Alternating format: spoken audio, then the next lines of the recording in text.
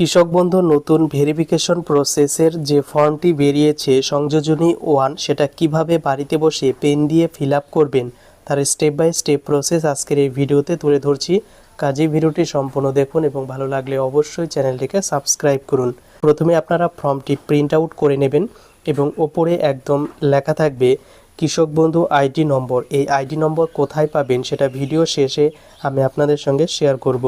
তো একদম নিচে চলে আসার পর এখানে দিতে হবে সুবিধাভোগীর নাম অ্যাজ পার কেবি রেকর্ড বা ব্যাংক পাসবই অনুসারে। তো এখানে আপনার নামটি ক্যাপিটাল লেটারে লিখে দেবেন, ব্ল্যাক বল পেন দিয়ে লিখলে সবচেয়ে ভালো হয়। এরপর যিনি আবেদন করবেন তার ফাদার্স বা তার স্ত্রীর নাম এখানে মেনশন করতে হবে এবং তার অ্যাড্রেসটা কি, অর্থাৎ এখানে শুধুমাত্র ভিলেজ লিখে দেবেন অথবা পৌরসভার আন্ডারে হলে আপনার ওয়ার্ড নম্বর বা কাউন্সিলর নম্বর লিখে দেবেন। এরপর আপনার ডিস্ট্রিক্ট এখানে লিখে দেবেন, তারপর এখানে ব্লক নাম লিখে দেবেন। এরপর বলেছে গ্রাম পঞ্চায়েত, এখানে অনেকেই ভুল করে গ্রামের পঞ্চায়েতের নাম লিখে দেয়, তো এটা কিন্তু ভুল, এখানে লিখতে হবে আপনার অঞ্চলের নাম। এরপর বলেছে মৌজা বা ভিলেজ, তো এখানে আপনার যে গ্রাম সেই গ্রামটি লিখে দেবেন, পর্চা অনুযায়ী যেটি রয়েছে সেটি লিখে দেবেন। এরপর চাইবে ব্যাংক ডিটেলস, যিনি আবেদন করবে তার নামে ব্যাংক ও শাখার নাম লিখতে বলছে। তো ব্যাংক যদি এসবিআই হয় তাহলে এইভাবে এসবিআই বা পিএনবি লিখে দেবেন এবং সেটি কোন ব্রাঞ্চের আন্ডারে সেই ব্রাঞ্চটি এখানে ব্র্যাকেটে কিন্তু মেনশন করে দেবেন। এরপর চাইবে আপনার আইএফসি কোড, তো আইএফসি কোড আপনার ব্যাংকের পাসবইয়ে পেয়ে যাবেন, সেটা দেখে দেখে লিখে দিতে হবে। এরপর চাইবে অ্যাকাউন্ট নম্বর, তো আপনার ব্যাংক পাসবইয়ে যে অ্যাকাউন্ট নাম্বার আছে সেই অ্যাকাউন্ট নাম্বারটি লিখে দেবেন। এরপর চেয়েছে আধার লিঙ্ক মোবাইল নম্বর, তো আধার কার্ডে যে মোবাইল নম্বর লিঙ্ক রয়েছে সেই মোবাইল নম্বরটি এখানে লিখে দেবেন। এরপর আপনার আধার নম্বর চাইবে, এখানে আপনার আধার কার্ডের নম্বরটি লিখে দেবেন।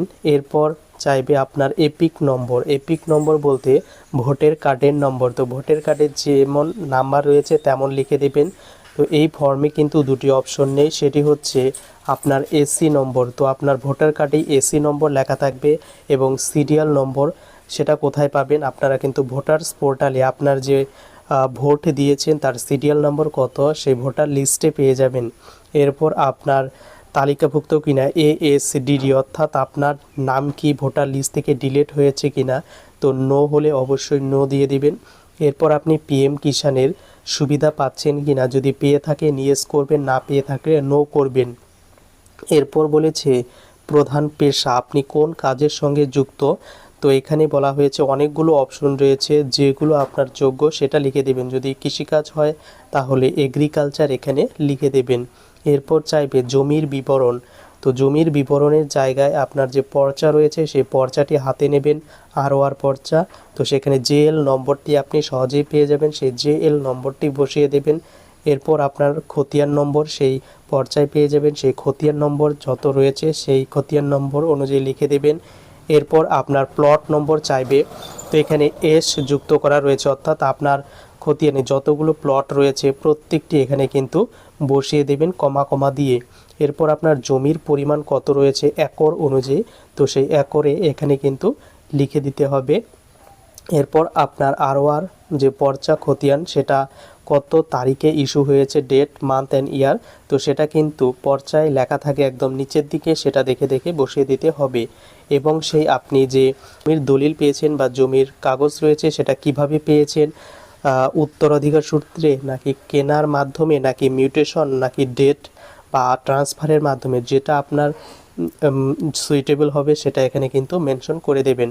এরপর বলেছে আপনি আয়কর বা ইনকাম ট্যাক্স দিয়ে থাকেন কিনা, তো অবশ্যই এখানে নো করতে হবে।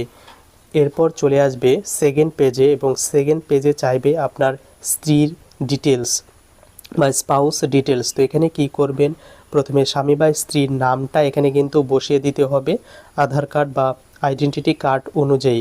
এরপর দ্বিতীয় বলেছে ব্যাংক ডিটেলস, তো ব্যাংক ডিটেলসের জায়গায় এখানে কিন্তু ফাঁকা থাকবে, কিছু লিখতে হবে না এবং ঠিক তার নিচে লিখতে হবে bank name of bank and branch, এখানে প্রথমে ব্যাংকের নামটা লিখে দেবেন এবং কোন ব্রাঞ্চের আন্ডারে সেই ব্রাঞ্চটা কিন্তু এখানে মেনশন করে দেবেন।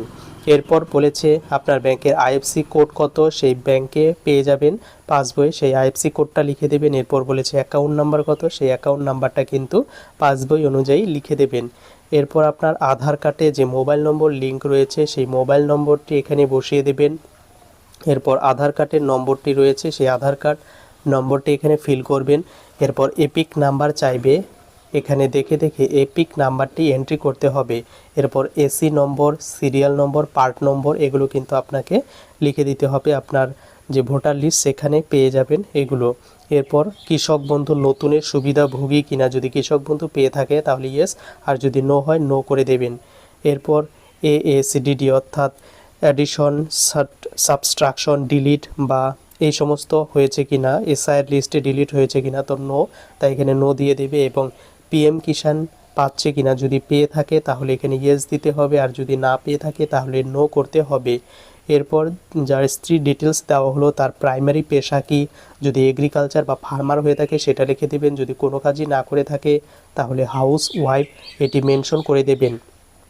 এরপর এখানে বলা হয়েছে অঙ্গীকারপত্র, এখানে সমস্ত কিছু আপনার জ্ঞান ও বিশ্বাস অনুযায়ী সত্য এবং সেই অনুযায়ী আপনাকে কিন্তু, অর্থাৎ যিনি আবেদন করবে তার এখানে সিগনেচার হবে, তিনি যেভাবে সিগনেচার করেন তিনি সেভাবে কিন্তু সিগনেচার করতে হবে। এরপর বলেছে শুধুমাত্র অফিস ইউজ অনলি, তো এখানে কিন্তু কোনো রকম ফিল করার প্রয়োজন নেই। এবার অনেকেরই প্রশ্ন, এই ফর্মের সাথে কি কি ডকুমেন্টস দিতে হবে। প্রথমত যিনি আবেদন করবে তার আধার কার্ড, ভোটার কার্ড, ব্যাংকের বই এবং পর্চার সেগুলো কিন্তু লাগবে, এই 4টি ডকুমেন্টস লাগবে। আর তার স্ত্রীর যেগুলো ডকুমেন্টস রয়েছে আধার কার্ড, ভোটার কার্ড এবং ব্যাংকের বই, এই 3টি ডকুমেন্টস, মোট 7টি ডকুমেন্টস লাগবে এখানে ফর্মের সঙ্গে দিতে হবে। এবার দেখাবো এই কৃষক বন্ধু আইডি আপনি কিভাবে মোবাইল থেকে প্রথমে গুগল বা গুগল ক্রোম ব্রাউজারে চলে যাবে এবং ক্রোম ব্রাউজারে সার্চ করে দেবে কৃষক বন্ধু। এই কৃষক বন্ধু লিখে সার্চ করে দেওয়ার পর এখানে চলে আসবে, এই লিঙ্ক ডেসক্রিপশনে দেওয়া থাকবে। তো এখানে দ্বিতীয় যে অপশন পাবে নথিভুক্ত কৃষকের তথ্য, এই অপশনের উপর একবার ক্লিক করতে হবে, তারপর নতুন ইন্টারফেসে নিয়ে আসবে। এখানে আপনি কিসের মাধ্যমে সার্চ করবেন, যদি আধার কার্ড হয়ে থাকে তাহলে আধার কার্ড অপশনে সিলেক্ট করবেন। এরপর আপনার আধার কার্ডের নম্বরটি এখানে বসিয়ে দিয়ে এই ক্যাপচা অপশনে ক্লিক করতে হবে এবং এখানে কার কতগুলো রয়েছে সেগুলো কিন্তু সিলেক্ট করতে হবে। তো এভাবে আপনাকে কিন্তু ভেরিফিকেশন করতে হবে।